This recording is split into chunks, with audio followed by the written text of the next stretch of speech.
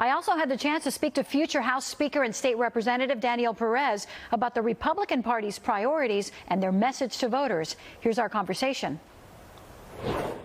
Representative Perez, as always, thank you so much for joining us on NBC6 Impact. No, Jackie, thanks for having me. It's always a pleasure. You've been fighting for secure and accurate election through the elections law package here in Florida. So first things first, how did the primary go? Primary night was a success for the Republican Party. We were able to see that at the ballot box. The turnout was higher than most people expected. A good example, Jackie, is we had more Republicans vote for the candidate of Commissioner of Agriculture, Wilton Simpson, than the Democratic primary for governor in its entirety. All candidates running for governor in the Democratic primary. So I think the turnout was successful, but it's not something that we're going to be satisfied with as a Republican Party, especially in the House of Representatives. We're going to try and crank that up and make sure that in November the turnout is even larger, and my expectations are that we're going to get there.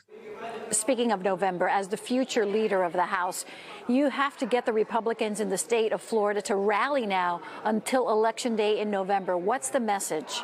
The message is the same message that we've been showing, and not just telling, but showing over the last 2 years. You know, we want to put rights back in the hands of parents. We want to make sure that people's pockets aren't losing money by the second.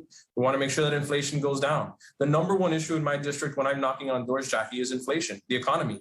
And unfortunately, what's happening in Washington, D.C. is not helping our case at all. Quite frankly, I think it's doing the opposite. I think inflation is going to continue to increase as long as we have the leadership that we have in the White House today. What's important is that in November, the state of Florida continues down the same trajectory it has over the last 2 years under the leadership of Governor Ron DeSantis. I fully expect him to win, and I fully continue the state of Florida to continue to prosper. What we have to do is we have to get the message out to people that are voting, to the voters, to the constituents. Here's what we've done. We kept the state of Florida open. We did not tank our economy. We put the rights into the hands of parents, not into the hands of some school districts that should not be responsible for the upbringing of our children. And we've made sure that we've kept your money, your hard-earned dollars in your pocket, not in the pockets of government, because the government shouldn't be telling you what to do with your money. We just have to continue that message. We now know who Governor DeSantis' opponent will be come November, and that is Congressman Charlie Crist, who has already attacked the governor on several issues. He even called him a bully.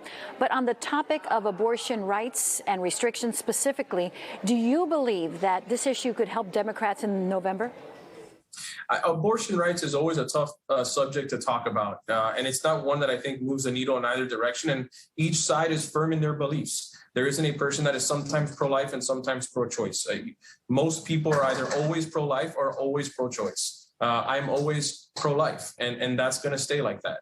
And I think that most people in the Republican Party would agree with that. Not all, but most. The Democratic nominee for the governor's race is now stating the complete opposite. So that's a decision that people will have to make. But although a very important decision, there are other decisions that are also important. And I am going to point back to the economy and the future of this country. And I think it's one that's going to move the needle the most. And the Republican Party and Governor Ron DeSantis are on the right side of that. Bringing the conversation now locally, there were some net wins for the governor in school board races across the state, including here in Miami-Dade County with Roberto Alonzo and Monica Colucci. That was a big risk for the governor and a big win for him as well. What kind of impact do you think this could have?